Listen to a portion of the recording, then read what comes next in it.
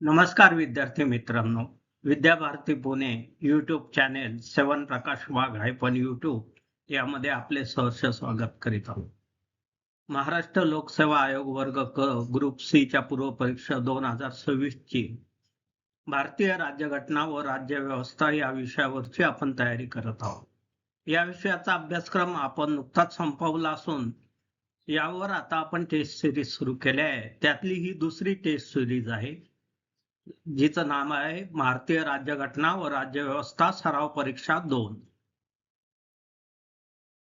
विद्याभारती पुणे आमच्या YouTube channel तर्फे 8 विषयांवर सखोल नोट्स, 10,000 बहुपर्यायी क्वेश्चन, विविध विषयांवरचे सखोल व्हिडिओज आणि टेस्ट सिरीज यामार्फत निम शहरी व ग्रामीण भागातील विद्यार्थ्यांना एमपीएससी पूर्व परीक्षेत यश मिळावं म्हणून मूलभूत संकल्पना आणि नवीन अभ्यासक्रमावर आधारित प्रश्नावली अशा विविध व्यवस्था आम्ही उपलब्ध करून दिलेल्या आहे. तर कृपया या चॅनेलला सबस्क्राईब करा, लाईक करा, शेअर करा आपल्या मित्रांबरोबर, ज्याद्वारे हा चॅनेल जास्तीत जास्त विद्यार्थ्यांपर्यंत पोहोचेल आणि त्यांना याचा लाभ घेता येईल. भारतीय राज्यघटना व राज्य व्यवस्था सराव परीक्षा 2. सराव परीक्षा 1 आपण मागच्याच आठवड्यात बघितली आहे. आता ही दुसरी सराव परीक्षा. अशा आपण एकूण 25 सराव परीक्षा भारतीय राज्यघटना व राज्यव्यवस्थेवर घेणार आहोत. तसेच इतिहासावर 25, भूगोलावर 25, बुद्धिमत्ता चाचणीवर 25, अंकगणितावर 25, चालू घडामोडीवर 50 अशा एकूण 200 टेस्ट सिरीज आपण घेणार आहोत. त्याशिवाय 10,000 बहुपर्यायी प्रश्न आणि उत्तरही आपण देणार आहोत. चला तर सुरुवात करूया. प्रश्न 1. संविधान सभेची संकल्पना सर्वप्रथम भारतीय राष्ट्रीय चळवळीमध्ये कोणाच्या माध्यमातून मांडली गेली? संविधान सभेची संकल्पना ही काय ब्रिटिशांनी आणली नाही. ही सर्वप्रथम काँग्रेसमध्ये राष्ट्रीय चळवळीच्या दरम्यान एम.एन. रॉय यांनी मांडली. 1934च्या एका राष्ट्रीय चळवळीच्या मेळाव्यामध्ये त्यांनी ही कल्पना मांडली आणि पुढे भारतीय राष्ट्र काँग्रेसनेही ही मागणी स्वीकारली की आपल्याला येणाऱ्या स्वातंत्र्यासाठी संविधान सभा असणं गरजेचं आहे. म्हणून या प्रश्नाचं उत्तर आहे 2B, एम.एन. रॉय. प्रश्न 2. 1946च्या संविधान सभा निवडणूक प्रांतिक विधानसभांमधून सदस्यांची निवड कशी झाली? आता 1946च्या संविधान सभा निवडणुकीत प्रांतिक विधानसभामध्ये जे सभासद निवडून आले ते अप्रत्यक्ष निवडणुकीद्वारे आले. कारण त्यावेळेला संविधान सभेचे जे प्रत्येक प्रांताचा जो प्रतिनिधी होता त्याने प्रांतिक विधानसभेच्या निवडून आलेल्या सदस्यांची निवड केली. म्हणजे अप्रत्यक्षरित्याने झाले, म्हणून सी अप्रत्यक्ष निवडणुकाद्वारे झाली. निवडणुका प्रत्यक्षात झाल्याच नाही. प्रश्न क्रमांक 3. संविधान सभेचे घटनात्मक सल्लागार कोण होते? आता संविधान सभेचे घटनात्मक सल्लागार हे बी.एन. राव होते. त्यांना सर ही पदवी मिळाली होती. त्यांचं पूर्ण नाव सर बेनगेल नरसिंह राव असे होते आणि ते संविधान सभेचे घटनात्मक सल्लागार होते. म्हणजे संविधान सभेमध्ये जे जे घटनात्मक प्रश्न सदस्यांद्वारे विचारले जात होते त्यांचे निरसन करणे, योग्य सल्ला देणे, इतर देशांच्या राज्यघटनेमधून संदर्भ देणे याचं ते काम सल्लागार म्हणून करत होते. प्रश्न 4. उद्देश ठराव ऑब्जेक्टिव्ह रेझोल्युशन संविधान सभेत कोणी मांडलं? हे आपल्याला इयत्ता 5वी मध्ये होतं. जवाहरलाल नेहरू यांनी संविधान सभेचा उद्देश ठराव मांडला होता. भारतीय संविधान सभेचे पहिले उपाध्यक्ष कोण होते? हे सुद्धा इयत्ता 5वी मध्ये आपण बघितलेलं आहे. एच.सी. मुखर्जी हे संविधान सभेचे पहिले उपाध्यक्ष होते. म्हणजे हा पर्याय बरोबर आहे. प्रश्न 6. भारतीय संविधान तयार करण्यासाठी स्थापन केलेल्या मसुदी समितीत सुरुवातीला किती सदस्य होते? मसुदा समितीचा अध्यक्ष धरून एकूण 7 सदस्य होते. म्हणजे बी हा पर्याय योग्य आहे. पुढचा प्रश्न. भारतीय संविधानाच्या निर्मितीत 1935च्या भारत सरकार अधिनियमाचा विशेष प्रभाव कोणत्या बाबतीत दिसतो? तर भारतीय संविधानाच्या निर्मितीच्या 1935च्या अधिनियमामध्ये मुख्य काय होतं? प्रशासकीय व संघराज्यात्मक रचना होती. म्हणजे या प्रश्नाचं उत्तर आहे बी, प्रशासकीय व संघराज्यात्मक रचना. प्रश्न 8. भारतीय संविधानातील संसदीय शासन पद्धतीची प्रेरणा मुख्यतः कोणत्या देशाकडून घेण्यात आली? आता जी संसदीय प्रणाली आहे ती मुख्यतः ब्रिटन या देशाकडून घेण्यात आली. भारतीय संविधानातील मूलभूत अधिकारांच्या प्रेरणा प्रामुख्याने कोणत्या देशाकडून घेण्यात आली? Fundamental rights. हे अमेरिकेच्या राज्यघटनेवरून भारताने घेतलेली आहे, कारण बिल ऑफ राईट्स म्हणून कन्सेप्ट अमेरिकेच्या संविधानामध्ये होता, त्याहून भारताच्या संविधानात मूलभूत अधिकार हा कन्सेप्ट आला. पुढचा प्रश्न. राज्याच्या मार्गदर्शक तत्वांची प्रेरणा कोणत्या देशाच्या संविधानातून घेण्यात आली? आयर्लंडमध्ये स्टेट गाइडिंग प्रिन्सिपल्स होते, स्टेट पॉलिसी डायरेक्टिव्ह प्रिन्सिपल, ती आयर्लंडच्या संविधानातून घेण्यात आलेली. प्रश्न 11. भारतीय संविधानाचे स्वरूप कोणत्या विधानाने सर्वाधिक योग्य स्पष्ट होते? पूर्णपणे एकात्मक, पूर्णपणे संघराज्यात्मक, संघराज्यात्मक वैशिष्ट्यासह मजबूत केंद्र असलेली व्यवस्था, पूर्णपणे परिसंघात्मक. तर आपल्याकडे संघराज्यात्मक वैशिष्ट्यासह मजबूत केंद्र संस्था, कारण केंद्राला अधिक शक्ती आहे, जसं परराष्ट्र धोरण, संरक्षण, त्यामुळे भारतात केंद्र व राज्यामध्ये अधिकारांचे विभाजन आहे, मात्र केंद्राला काही अधिक शक्ती दिलेली आहे. म्हणून सी हे योग्य उत्तर आहे. संघराज्यात्मक वैशिष्ट्यासह मजबूत केंद्र असलेली व्यवस्था हे योग्य उत्तर आहे. प्रश्न 12. भारतीय संविधानातील एकच नागरिकत्व ही संकल्पना कोणत्या देशापासून प्रेरित आहे? ही ब्रिटन पासून घेण्यात आलेली आहे. काही देशांमध्ये स्टेटचं सिटिझनशिप, देशाची सिटिझनशिप असे वेगवेगळे 2 सिटिझन असतात. आपण मात्र केंद्र आणि राज्य मिळून एकच सिटिझनशिप ही संकल्पना ब्रिटन कडून घेतली आहे, म्हणून बी, ब्रिटन हे याचे योग्य उत्तर आहे. भारतीय संविधानाची सर्वात महत्वाची वैशिष्ट्य कोणती? प्रश्न 13. लिखित संविधान, स्वातंत्र्य न्यायपालिका, संसदीय शासन, मूलभूत अधिकार. हे 4ही बरोबर आहे, म्हणून याचं उत्तर आहे डी 1, 2, 3, 4.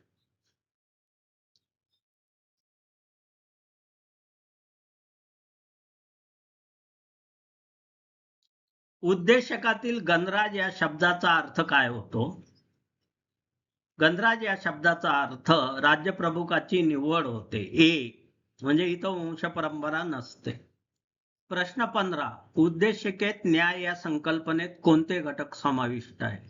सामाजिक न्याय, आर्थिक न्याय, राजकीय न्याय, वरील सर्व.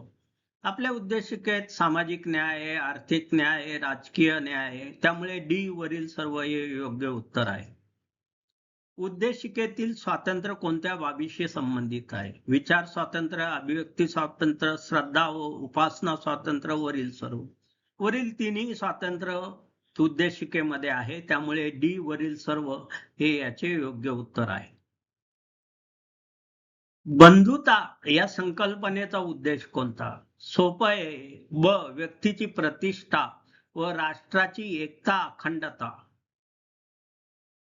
हे बंधुता या संकल्पनेचं मूळ उद्देश आहे, म्हणून बी हा योग्य पर्याय आहे. उद्देशिकेत अखंडता हा शब्द कोणत्या घटना दुरुस्तीने जोडला गेला? ज्या घटना दुरुस्तीने सेक्युलर डेमोक्रेटिक म्हणजे 42वी घटना दुरुस्तीने अखंडता हा शब्द जोडला गेला. प्रश्न 19. उद्देशिका संसदेला अमर्याद घटना दुरुस्ती अधिकार देते का? आता याचं उत्तर आहे नाही. उद्देशिका संसदेला अमर्याद घटना दुरुस्तीचा अधिकार देत नाही. संसदेला संविधान दुरुस्त करण्याचा अधिकार आहे, पण संविधानाचा मूलभूत पाया आहे किंवा जी रचना आहे ती मात्र बदलता येत नाही. त्यामुळे याचं योग्य उत्तर आहे बी नाही. प्रश्न 20. भारतीय संविधानातील न्यायालयीन पुनरावलोकन या संकल्पनेचा मुख्य संबंध कशाशी आहे? हे आपल्याला सर्वांनाच माहित आहे की जर संसदेने केलेल्या एखाद्या कायद्याला संविधानाच्या चौकटीत तुम्हाला आव्हान द्यायचं असेल तर ते देता येतं. म्हणून संविधानाचे सर्वोच्च म्हणजे कॉन्स्टिट्यूशन इज अबव ऑल संविधानाचे सर्वोच्चत्व हे याचे योग्य उत्तर आहे.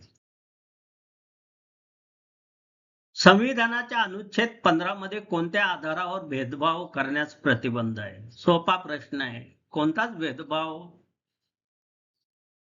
अलाउ केलेला नाही. धर्मावर नाही, वंशावर नाही, जात, लिंग, जन्मस्थानावर नाही. म्हणून याचे उत्तर आहे डी वरील सर्व. अनुच्छेद 15 नुसार धर्म, वंश, जात, लिंग, जन्मस्थान, राज्य यावर भेदभाव करता येत नाही.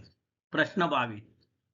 सरकारी नोकरीतील समान संधी कोणत्या अनुच्छेदात आहे? अनुच्छेद 16 मध्ये सार्वजनिक रोजगारातील संधीच्या समानतेशी संबंधित आहे. अनुच्छेद 16 सरकारी नोकरीतील समान संधी. प्रश्न 23.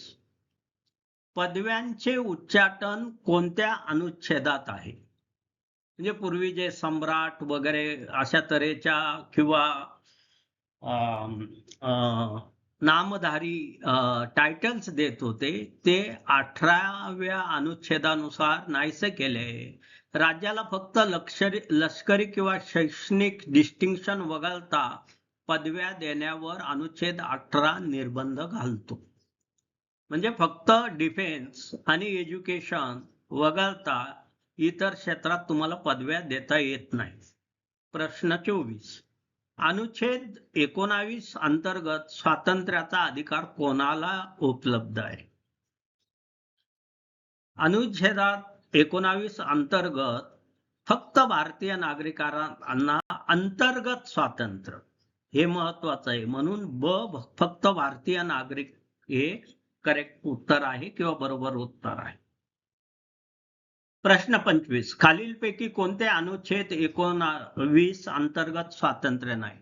भाषण अभिव्यक्ती आहे, शांततापूर्ण व निशस्त्र सभा अलाव आहे, संघटनेचा स्थापन करणे, प्रचार करणे अलाव आहे, पण धर्माचा प्रचार करण्याचं स्वातंत्र्य नाही. म्हणून डी हे योग्य उत्तर आहे. अनुच्छेद 19 धर्माचा प्रचार करण्याचं स्वातंत्र्य देत नाही. प्रश्न 26. एका गुन्ह्यासाठी व्यक्तीला दोनदा शिक्षा न करण्याची तरतूद कोणत्या अनुच्छेदात आहे? अनुच्छेद 20 द्वारे गुन्ह्यामध्ये दोष सिद्धीपासून संरक्षण दिले. त्यात डबल जीओपार्डी हा हे जे कायद्याचं कलम आहे डबल जीओपार्डी, ज्याद्वारे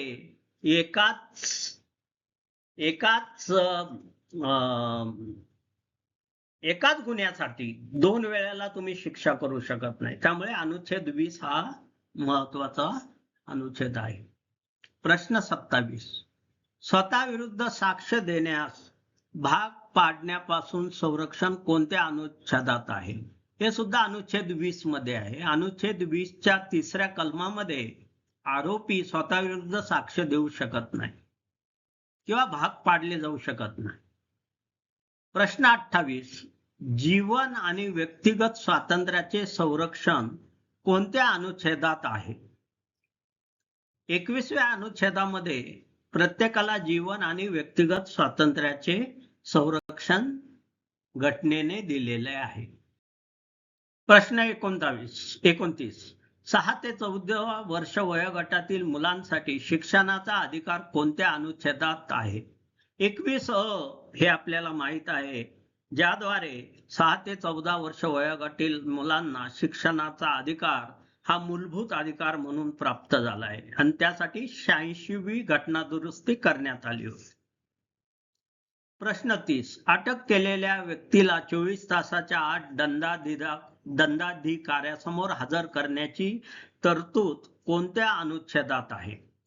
अनुच्छेद 22 नुसार अटक व नजर कैदे संबंधात सांगितलेले आहे की अटक केलेल्या 24 तासाच्या आत त्या व्यक्तीला मॅजिस्ट्रेट समोर हजर केले पाहिजे. प्रश्न 31 मानवी तस्करी व फोर्स लेबर किंवा सक्ती मजुरीस प्रतिबंध करणं कोणत्या अनुच्छेदात आहे? तर मानव तस्करी व फोर्स लेबर अनुच्छेद 23 नुसार बंदी आहे. प्रश्न 32 14 वर्षाखालील मुलांना कारखाने किंवा धोकादायक कामात रोजगार देण्यास प्रतिबंध कोणत्या अनुच्छेदात आहे? हे आपण बघितलेलं आहे.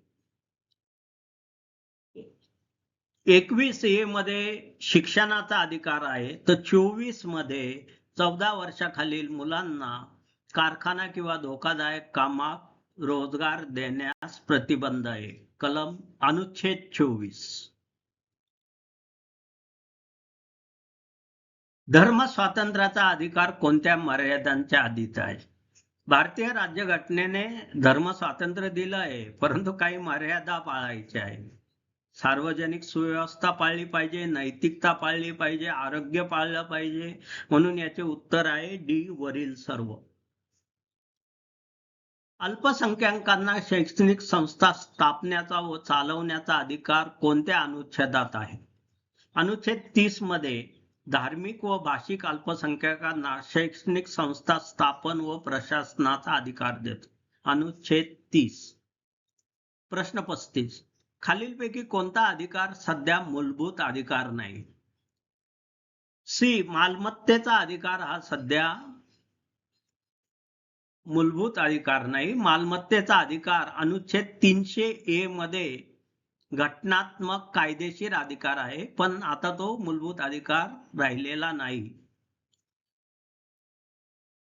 आता मार्गदर्शक तत्व व मूलभूत कर्तव्याविषयी काही प्रश्न. प्रश्न 36 राज्याच्या मार्गदर्शक तत्वांचा मुख्य उद्देश काय आहे? यांचा मुख्य उद्देश आहे कल्याणकारी राज्याची स्थापना, म्हणून बी हे योग्य उत्तर आहे.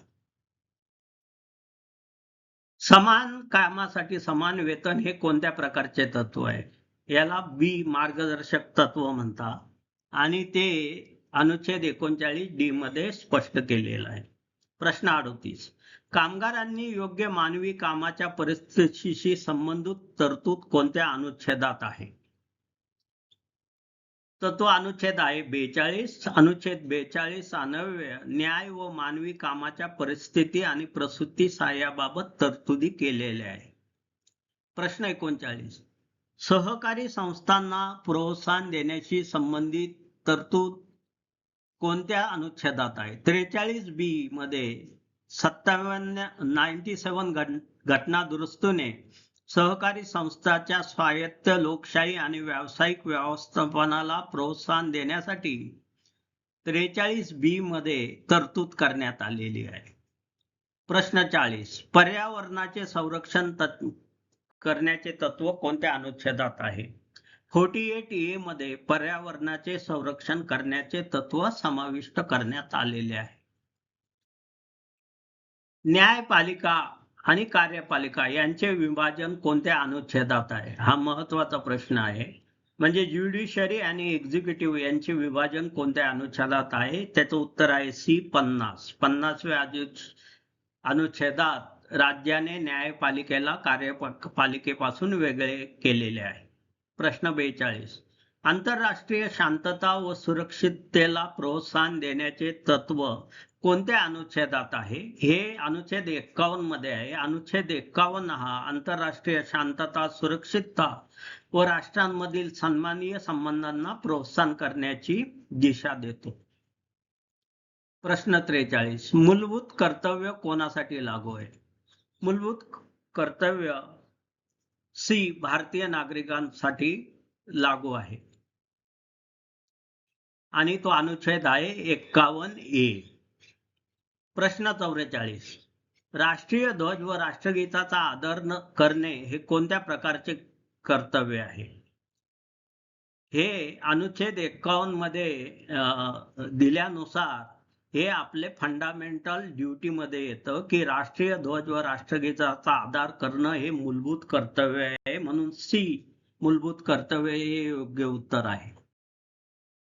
वैज्ञानिक दृष्टिकोन, मानवतावाद व शोधक वृत्ती विकसित करणे हे कोणत्या कर्तव्याशी संबंधित आहे? आता हे लक्षात ठेवावं लागेल आपल्याला. सी 51AH याद्वारे मानवतावाद, वैज्ञानिक दृष्टिकोन व शोधक वृत्ती विकसित करण्याचे कर्तव्य प्रत्येकावर लादला गेलेला आहे. 51AH. प्रश्न 46. राष्ट्रपती होण्यासाठी कोणती पात्रता आवश्यक आहे? भारताचा नागरिक असणे, किमान 35 वर्ष वय, लोकसभा सदस्य होण्यास वरील सर्व. डी वरील सर्व हे याचे बरोबर उत्तर आहे. प्रश्न 47. राष्ट्रपती पदासाठी उमेदवाराला कोणते पद धारण करता येत नाही? राष्ट्रपती पदासाठी असलेल्या उमेदवाराला कोणतेही लाभाचे पद धारण करता येत नाही. त्यामुळे डी वरील सर्व हे बरोबर उत्तर आहे. प्रश्न 48. राष्ट्रपतीच्या निवडणुकीत राज्यसभा व लोकसभेतील कोणते सदस्य मतदान करतात? याचे उत्तर आहे राष्ट्रपतीच्या निवडणुकीत फक्त निवडून आलेले सदस्य मतदान करतात. जे नॉमिनेटेड आहे त्यांना मतदान करण्याचा अधिकार नाहीये. त्यामुळे हे लक्षात ठेवा, फक्त निवडून आलेले सभासद. राष्ट्रपतीच्या निवडणुकीत राज्य विधान परिषदेचे सदस्य मतदान करतात का? सोपं आहे, नाही. जे डायरेक्ट निवडून आलेले आहे तेच फक्त मतदान करू शकता. म्हणून बी नाही हा योग्य पर्याय आहे. प्रश्न 50. राष्ट्रपतीच्या पदावरील रिक्त जागा किती कालावधीत भरली गेली पाहिजे? 6 महिन्याच्या आत राष्ट्रपती पदाची रिक्त जागा भरली गेली पाहिजे. प्रश्न 51. राष्ट्रपतींना क्षमादानाचा अधिकार हे महत्वाचं आहे.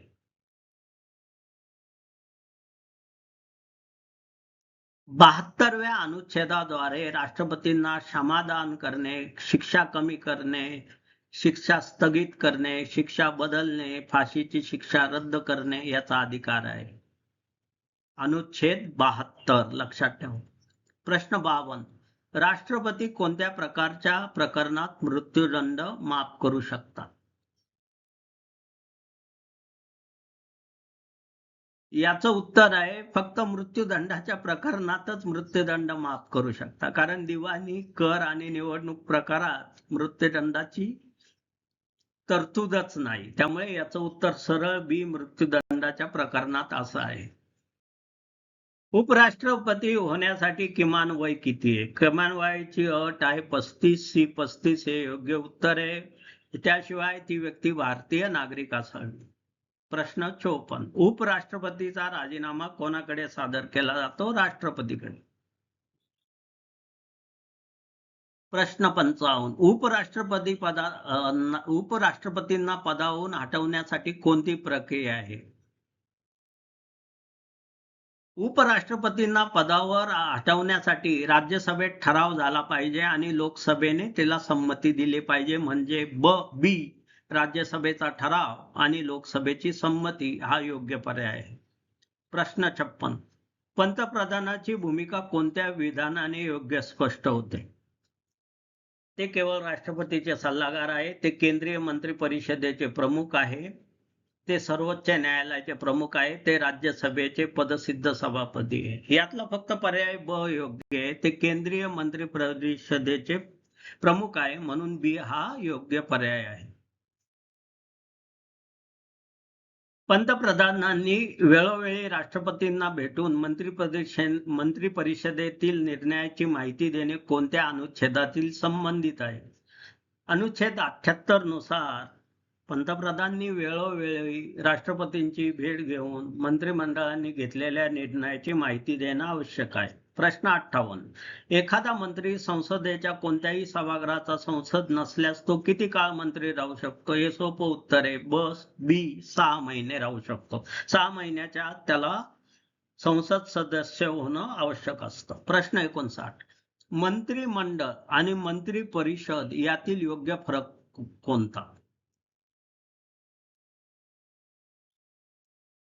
मंत्रिमंडळ हे मंत्री परिषदेपेक्षा लहान व महत्वाचे घटक आहेत. मंत्री परिषदेमध्ये सर्व प्रकारचे मंत्री असतात. मंत्रिमंडळात मात्र प्रमुख कॅबिनेट मंत्री असतात आणि महत्वाचे धोरणात्मक निर्णय तेथे घेतले जातात. त्यामुळे हे लक्षात ठेवा. मंत्रिमंडळ म्हणजे कॅबिनेट मंत्री आणि मंत्री परिषद म्हणजे कॅबिनेट आणि स्टेट मिनिस्टर आणि सर्व, म्हणजे मंत्रिमंडळ हे लहान असतं आणि ते महत्वाचे निर्णय घेतात. प्रश्न 60. केंद्रीय मंत्री परिषदेचे सामुदायिक उत्तरदायित्व कोणत्या सभागृहापती आहे? आता केंद्रीय मंत्री परिषद लोकसभेला जबाबदार आहे. संसदीय शासनाच्या तत्वप्रणालीनुसार ते लोकसभेला जबाबदार आहे. राज्यसभेत राष्ट्रपती किती सदस्यांना नामनिर्देशित करू शकता? याला नॉमिनेशन म्हणतात. याला आपण इयत्ता 4थीत बघितलंय. 12 सदस्यांना नॉमिनेट करू शकतात, म्हणून सी 12 हे योग्य उत्तर आहे. ते विविध क्षेत्रातील असावे. साहित्य, विज्ञान, कला, समाजसेवा, विशेष ज्ञान व व्यावहारिक अनुभव. राज्यसभा सदस्य होण्यासाठी किमान वय किती असावे? राज्यसभा सदस्य होण्यासाठी किमान वयाची अट 30 वर्ष आहे. लोकसभा सदस्य होण्यासाठी किमान अट किती आहे? तर 25 वर्षाची अट आहे. प्रश्न 64. संसदेतील शून्य प्रहर 0 आवर बाबत योग्य विधान कोणते? त्याचा संविधानात स्पष्ट उल्लेख आहे. तो संसदीय नियमांमध्ये स्वतंत्रपणे घटनात्मक अधिकार म्हणून दिला आहे. तो संसदीय प्रथेचा विकास आहे. तो फक्त राज्यसभेत असतो. तर आता शून्य प्रहर हा संसदीय प्रथेचा विकास आहे. म्हणजे ही प्रथा निर्माण झाली 0 आवर ही आपल्या घटनेमध्ये अशी डायरेक्ट दिलेली नाही, म्हणून सी हा योग्य पर्याय आहे. लोकसभेतील अविश्वास ठरावाचा मुख्य परिणाम काय असतो? हे सोपं आहे. मंत्री परिषदाच्या बहुमताची चाचणी घेणं, म्हणजे बहुमत आहे की नाही ते बघणं, म्हणजे बी हा इथं योग्य पर्याय आहे. प्रश्न 66. संसदेतील प्रश्नोत्तराचा तास कोणत्या उद्देशाने महत्वाचा असतो? तर याचंही उत्तर सोपं आहे. कार्यपालिकेला उत्तरदायी ठेवण्यासाठी. बी, म्हणून प्रश्नोत्तराचा तास महत्वाचा असतो, कारण संसद सदस्य प्रश्न विचारून सरकारला वर नियंत्रण ठेवतात किंवा त्यांची जबाबदारी निश्चित करतात. म्हणून ब, कार्यपालिकेला उत्तरदायी ठेवणं हे योग्य उत्तर आहे. प्रश्न 67. कट मोशन प्रामुख्याने कशाशी संबंधित आहे? अर्थसंकल्पातील मागण्यावरील चर्चा दरम्यान कट मोशन मांडू शकता. म्हणजे एखाद्या सदस्याला जे अनुदान दिलेलं आहे त्या अनुदानामध्ये जर तुम्हाला काही रक्कम कमी करायची असेल तर कट मोशन अर्थसंकल्पने मागण्यावरील चर्चेत केली जाते. म्हणून बी हे याचे योग्य उत्तर आहे. प्रश्न 68. संसदेतील स्थगन प्रस्तावाचा उद्देश काय? स्थगन प्रस्ताव तातडीच्या सार्वजनिक महत्वाच्या विषयाकडे सरकारचे लक्ष वेधण्यासाठी स्थगन प्रस्ताव मांडला जातो. संसदेच्या दोन्ही सभागृहात मतभेद झाल्यास संयुक्त बैठक कोणाच्या अध्यक्षतेखाली होती? सोपं उत्तर आहे लोकसभा अध्यक्ष अशी बैठक घेत. संविधान दुरुस्ती विधेयकाबाबत राज्यसभेची भूमिका कोणती असते? याचं उत्तर आहे बी. तिची भूमिका लोकसभेइतकीच महत्वाची असते. लोकसभेत पास झालेलं बिल राज्यसभेत सुद्धा बहुमताने मंजूर झाल्यावरच त्याचं कायद्यात रूपांतर होतं. म्हणून ब. तिची भूमिका लोकसभेइतकीच महत्वाची आहे. प्रश्न 71. सर्वोच्च न्यायालयाची न्यायाधीशाची नियुक्ती कोण करतं? सोपं आहे राष्ट्रपती करतात. बी हे उत्तर आहे. प्रश्न 72. सर्वोच्च न्यायालयाच्या न्यायाधीशाला पदावरून हटवण्यासाठी संसदेत कोणत्या प्रकारचे बहुमत आवश्यक असतं? याला विशेष बहुमत म्हणतात. ज्या वेळेला असं आढळून येतं की सर्वोच्च न्यायालयाचा न्यायाधीश सिद्ध झालेले गैरवर्तन करतोय किंवा मुख्य न्यायाधीश म्हणून काम करण्याला असमर्थ आहे, तर विशेष बहुमताने ठराव करून सर्वोच्च न्यायालयाच्या न्यायाधीशाला पदावरून हटवता येते. प्रश्न 73. सर्वोच्च न्यायालयाचा निर्णय भारतातील कोणत्या न्यायालयावर बंधनकारक असतो? सगळ्यात. सी. भारतातील सर्व न्यायालय. प्रश्न 74. सर्वोच्च न्यायालय स्वतःच्या निर्णय पुनर्विचार करू शकते का? याचं उत्तर आहे होय. अनुच्छेद 137 अंतर्गत सर्वोच्च न्यायालयाला स्वतःच्या निर्णयाचे पुनरावलोकन करण्याचा अधिकार आहे. 137 अनुच्छेद. प्रश्न 75.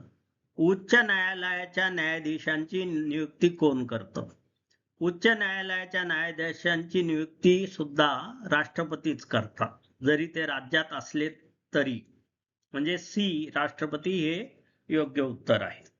प्रश्न 76. उच्च न्यायालयाला आपल्या अधीनस्थ न्यायालयावर देखरेख करण्याचा अधिकार कोणत्या अनुच्छेदात दिलेला आहे? तर अनुच्छेद 227च्या अंतर्गत उच्च न्यायालय त्याच्या अधिकार क्षेत्रात असलेल्या सर्व न्यायालयांवर देखरेख करण्याचा अधिकार ठेवते.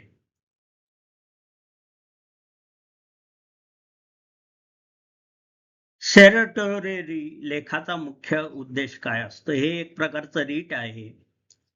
एखाद्या कनिष्ठ न्यायालयाने दिलेला आदेश रद्द करणं त्याला सेरेटोरी असे म्हणतात. म्हणजे याचे उत्तर आहे बी. प्रश्न 78. क्यू वॉरंटो या लेखाचा अर्थ काय आहे? क्यू वॉरंटो या लेखाचा अर्थ आहे की क्यू वॉरंटद्वारे एखादी व्यक्ती सार्वजनिक पद कोणत्या अधिकाराने धारण करते याची न्यायालयीन चौकशी करते. म्हणजे कोणत्या अधिकाराने त्या व्यक्तीने हे पद धारण केले आहे. म्हणजे ए हे या प्रश्नाचं योग्य उत्तर आहे. प्रश्न 79. राज्यपालाचा शपथेचा उल्लेख कोणत्या अनुसूचित आहे? तिसऱ्या अनुसूचीमध्ये राष्ट्रपती, उपराष्ट्रपती, मंत्री, संसद सदस्य, राज्यपाल, राज्य विधिमंडळ सदस्यांच्या शपथांचे नमुने आहे. तिसरी अनुसूची. प्रश्न 80. राज्यपाल एखादे विधेयक राष्ट्रपतीच्या विचारार्थ राखून ठेवू शकतात का? तर याचं उत्तर आहे होय. राज्यपाल काही परिस्थितीत काही विधेयक राष्ट्रपतीच्या विचारार्थ राखून ठेवू शकतात. राज्यपालांना विधानसभेत आंग्ल भारतीय समुदायातील सदस्य नामनिर्देश करण्याची तरतूद सध्या आहे का? नाही. ब हे उत्तर आहे. 104व्या घटना दुरुस्तीने लोकसभा आणि राज्य विधानसभामधील आंग्ल भारतीय समुदायाच्या नामनिर्देशनाची तरतूद समाप्त झाली आहे. पूर्वी होती. 104व्या घटना दुरुस्ती होण्याच्या आधी आंग्ल भारतीय सभासद नॉमिनेशनची प्रोसेस होती, पण 104व्या घटना दुरुस्तीनुसार आता आंग्ल भारतीय समुदायातील सदस्याचं नामनिर्देशन करता येत नाही. प्रश्न 82. राज्यपाल एखाद्या राज्याच्या मुख्यमंत्र्याची नियुक्ती करताना सर्वाधिक कोणत्या बाबीचा विचार करतो? बहुमत आहे का नाही? बी हे योग्य उत्तर आहे. प्रश्न 83. राज्य मंत्री परिषद अस्तित्वात राहण्यासाठी कोणाचा विश्वास आवश्यक असतो? आता हे राज्य मंत्री परिषद आहे, म्हणजे इथं विधानसभा हे योग्य उत्तर आहे. जर केंद्रीय मंत्रिपरिषद असते तर लोकसभा हे उत्तर असते. प्रश्न 84. राज्य मंत्रिपरिषदेतील मंत्र्यांची कमाल संख्या विधानसभेच्या एकूण सदस्य संख्येच्या किती टक्के असू शकते? 15%. लोकसभेप्रमाणेचे 91 घटना दुरुस्तीनुसार एकूण विधानसभेच्या सदस्यांपैकी 15%च फक्त मंत्री बनू शकतात.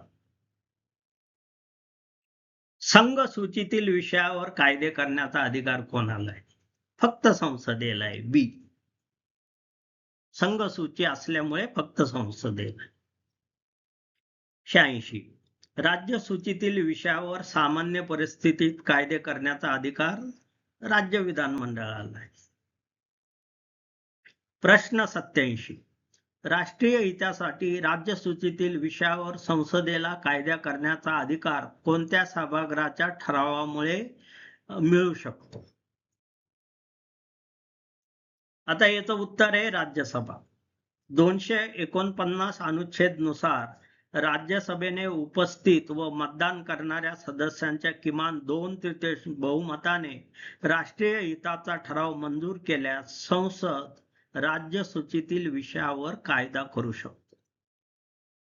प्रश्न 88. 2 किंवा अधिक राज्यांनी विनंती केल्यास संसद राज्य सूचीतील विषयावर कायदा करू शकते का? होय. अनुच्छेद 252 नुसार 2 किंवा अधिक राज्यांनी विनंती केल्यास संसद राज्य सूचीतील विषयावर कायदा करू शकते. प्रश्न 89. राष्ट्रीय आणीबाणीच्या काळात संसदेला राज्य सूचीवर कायदा करण्याचा अधिकार कोणत्या अनुच्छेदाशी संबंधित आहे? ज्या वेळेला इमर्जन्सी असते त्यावेळेला 250 अनुच्छेदाच्या खाली संसद राज्य सूचीतील विषयावर कायदे करू शकते. बघा, आणीबाणीच्या काळात अनुच्छेद 250 वापरावा लागतो जर राज्य सूचीवर विषयावर कायदा करायचा असेल तर. प्रश्न 90. आंतरराष्ट्रीय कराराची अंमलबजावणी करण्यासाठी संसदेला कायदा करण्याचा अधिकार कोणत्या अनुच्छेदात आहे? अनुच्छेद 253 नुसार आंतरराष्ट्रीय करार, आंतरराष्ट्रीय संधी, आंतरराष्ट्रीय परिषदांमध्ये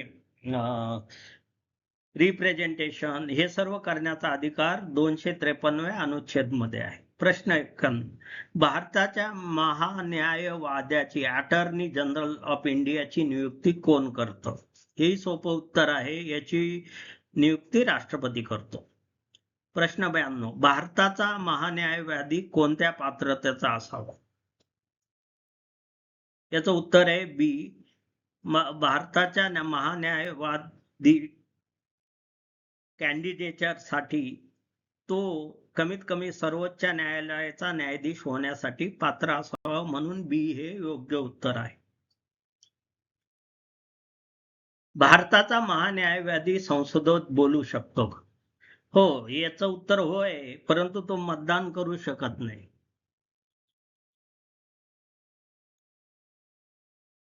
प्रश्न 94. खालीलपैकी कोणती संस्था घटनात्मक संस्था नाही? यामध्ये नीती आयोग ही केंद्र सरकारच्या कार्यकारी निर्णयाने झाली आहे, त्यामुळे ती घटनात्मक संस्था नाही. मात्र निवडणूक आयोग, लोकसेवा आयोग, वित्त आयोग घटनेनुसार झाले आहे, त्यामुळे त्या घटनात्मक संस्था आहे. नीती आयोग मात्र घटनात्मक संस्था नाही. प्रश्न 95. राष्ट्रीय अनुसूचित जाती आयोग कोणत्या अनुच्छेदाशी संबंधित आहे? 338. अनुच्छेद 338 अंतर्गत राष्ट्रीय अनुसूचित जाती आयोगाची तरतूद आहे. राष्ट्रीय अनुसूचित जमाती आयोग कोणत्या अनुच्छेदात आहे? राष्ट्रीय अनुसूचित जमाती आयोग 338A मध्ये समाविष्ट केलेला आहे. प्रश्न 97. मागासवर्गीय आयोगाला घटनात्मक दर्जा कोणत्या घटनादुरुस्तीने दिलेला आहे? सगळ्यांना माहिती आहे, नेहमी चर्चेत असलेला विषय. 102वी घटनादुरुस्ती बी. 102 हे त्याचे उत्तर आहे आणि अनुच्छेद आहे 338B. प्रश्न 98. पंचायतीच्या निवडणुका घेण्याची जबाबदारी कोणाची आहे? बी. राज्य निवडणूक आयोग. प्रश्न 99. 12व्या अनुसूचित कोणाशी संबंधित विषयांचा समावेश आहे? उत्तर ब. नगरपालिका. 18 विषय आहे. 74 घटना दुरुस्तीनुसार हे शक्य झालं आहे. प्रश्न 100. खालीलपैकी कोणता समूह योग्य जुळलेला आहे? राज्य निवडणूक आयोग 243 के, राज्य वित्त आयोग 243 आय, नगरपालिका निवडणूक व्यवस्था अनुच्छेद 243 ZA. यात D1, 2, 3 म्हणजे या तिन्ही संस्था आणि त्यांचे घटनात्मक आधार बरोबर आहे, म्हणून पर्याय डी इथं योग्य पर्याय आहे. विद्यार्थी मित्रांनो, महाराष्ट्र लोकसेवा आयोग वर्ग क पूर्व परीक्षा ऑक्टोबर 2026 यासाठी विद्याभारती पुणे यांनी मोफत किंवा विनामूल्य प्रशिक्षण चालू केले आहे आणि त्यासाठी एक स्वतंत्र YouTube चॅनेल सुरू केलेलं आहे, ज्यामध्ये 8 विषय इतिहास भूगोलापासून अंकगणित, बुद्धिमत्ता चाचणी, चालू घडामोडी, भारतीय राज्यघटना, भारतीय राज्य व्यवस्था या सर्व 8 विषयांचा सविस्तर अभ्यास, नोट्स, बहुपर्यायी प्रश्न व सराव परीक्षा आम्ही आयोजित करीत आहोत. तरी आपण आमचे YouTube चॅनेल विद्याभारती पुणे 7 प्रकाश वाघ -YouTube याला जॉईन करा, सबस्क्राईब करा, लाईक करा आणि शेअर करा, ज्याद्वारे हे चॅनेल जास्तीत जास्त विद्यार्थ्यांपर्यंत पोहोचेल आणि त्यांना आपली तयारी करण्यास मदत होईल.